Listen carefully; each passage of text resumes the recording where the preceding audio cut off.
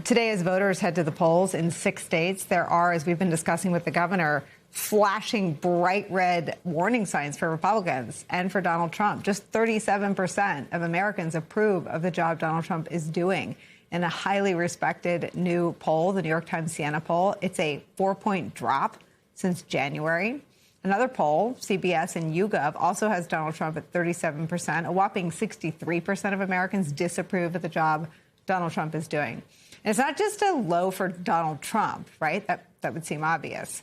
It's a historic low for any president, at least compared to the last two. Nate Cohn from the New York Times puts these awful numbers for Trump in this perspective, writing, quote, while recent presidencies have often been unpopular and polarizing, no president's approval rating has been under 38% for more than a few days in the last 17 years. That's according to our average. If there has been a floor during this partisan era of politics, Trump's ratings today have fallen to it. And there's nothing here to suggest that Trump has hit the floor. Just 28% of Americans approve of his handling of the cost of living in that new New York Times poll. His handling of inflation is down at 27%. In the CBS YouGov poll, 65% of Americans in that poll say Trump's policies are making the economy worse in the short term. 77%, almost 80% of Americans say their incomes are not keeping up with inflation. As Americans are feeling the pain of Donald Trump's failures on the economy, something he ran on, they also see clearly and believe that he is using the presidency to benefit himself personally.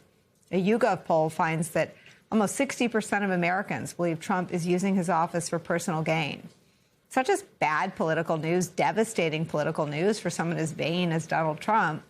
It also looks bleak politically for his Republican enablers. The New York Times Siena poll shows that Democrats hold a whopping 11-point lead, 50% to 39%, when voters are asked which party they will support in congressional races.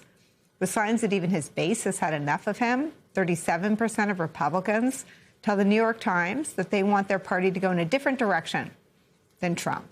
So just how frustrated Trump's base is remains to be seen. He's had some political wins in Indiana. We'll be focused in on that question tonight as Trump turns into a referendum issue and his brand of MAGA Republicanism. He's seeking to oust two Republican incumbents, Kentucky Congressman Thomas Massie and Texas Senator John Cornyn, in favor of diehard loyalists, Ed Galrein in Kentucky and scandal-ridden Texas Attorney General Ken Paxton. Joining our coverage, Democratic pollster and political analyst Cornell Belcher. Back with us, political analyst, former Senator Claire McCaskill, and former San Antonio mayor and housing secretary under President Obama, political analyst Julian Castro is here. Let me ask you, Julian, first, what's happening in Texas?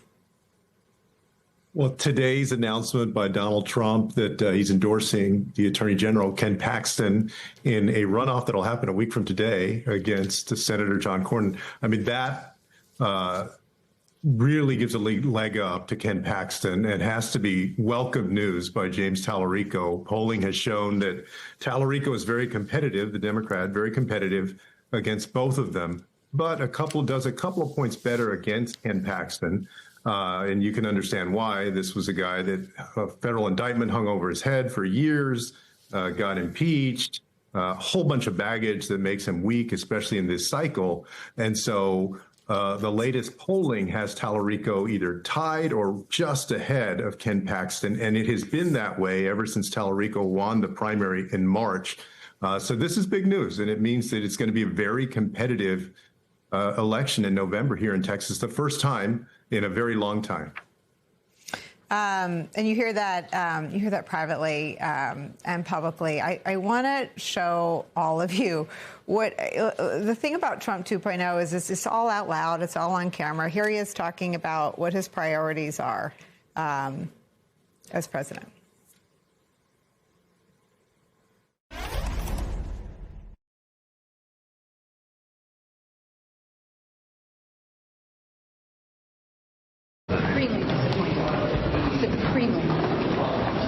What do you think motivates him to do that? Let me read this to you, Cornell. Trump says, quote, I'm doing a job on the Reflecting Lake. It's been renamed a lake. I'm not sure if that's like Gulf of America renaming or just a misstatement. I'm doing a job on the Reflecting Lake for a fraction of what they paid. Now I've upgraded it I got so into it. I've upgraded it like you wouldn't believe. I'm doing all the walkways outside. You know, I'm doing it. I'm doing it properly, but it is a much bigger job. But you see, it's happening now. It's going to be beautiful. It's going to be waterproof. It's a reflecting pool. I hope so. It's going to be reflecting again. I took over a dirty, filthy thing that wasn't open, and it was disgusting. And friends of mine would come to the Lincoln or the Washington, and they would say, quote, "Sir, it's disgusting."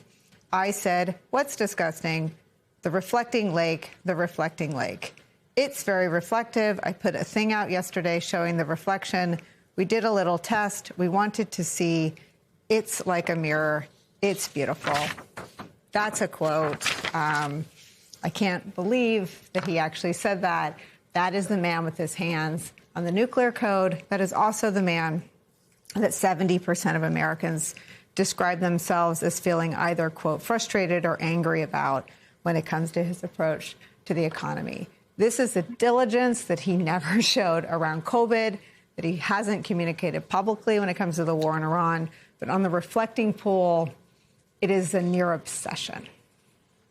Well, you know, he may very well be doing a great job on the reflecting pool.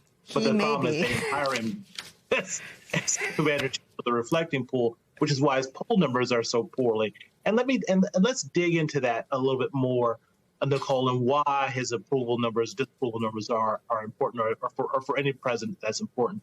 If you go to the New York Times poll and you look at the approval, disapproval of the president, and then looking how voters are breaking, that 11-point gap, that 11-point margin by Democrats is really important. I want to say something about that second. But first, so if you look at what's happening underneath there, Nicole, you have 70+% of voters who disapprove of Donald Trump supporting the Democrat candidate in the generic Democrat candidate. That's why the approval is important. Approval, disapproval is important. That's why you don't want your president or the leader of your party to have his or her, unfortunately always his in this country, his approval ratings that low, because you're getting 70% of those who disapprove are breaking for the opposition party, which puts them in a particularly problematic place.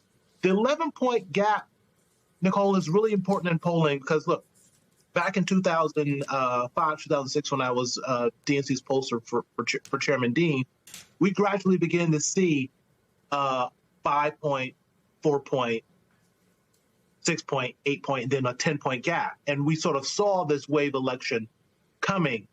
And to get a double digit is important for Democrats because historically, you needed at least a 10 or 11-point generic to see a wave election for Democrats structurally.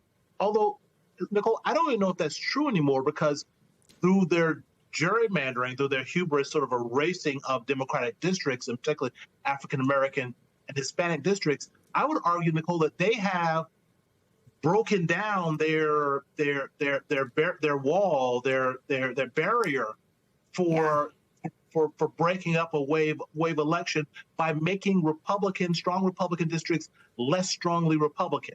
So with a 11-point gap now, I actually don't know what's possibly going to happen. I think Democrats could very well pick up more seats than they have historically with a 10 or 11-point gap because they've eroded away their breakwater strong Republican districts.